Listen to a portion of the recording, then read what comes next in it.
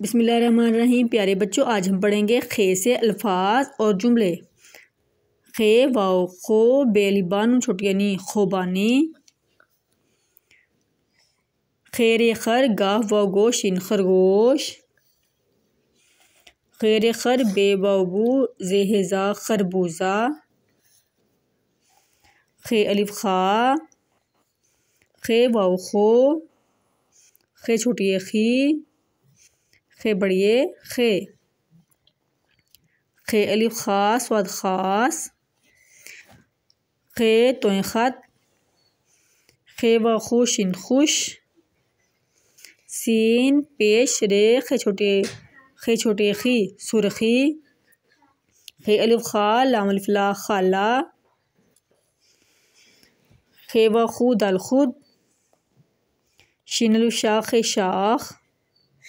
खे अलिफ खा लम छोटी अली खाली। खे ये खै मीम हे मा खैमा। पे टे अलिफ टा खे बड़ी खे पटाखे। चलते हैं जुमलों की तरफ। खे अलिफ खा लाम अलिफ ला खाला नून बड़िए ने। खे व खो बे अलिबान छोटी नी खुबानी। खाला ने खुबानी। काफ दो चश्मी अलिफ खा हमजा छोटी ई खाई। खाला ने खुबानी खाई। खे तोय खत। खे ये खै मीम हे मा खैमा। खत खैमा। मीम ये नून साकन में हे बड़ी है। खत खैमा में है।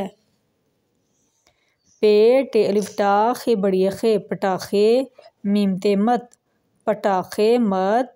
चे लाम अलिफ ला चला पटाखे मत चला।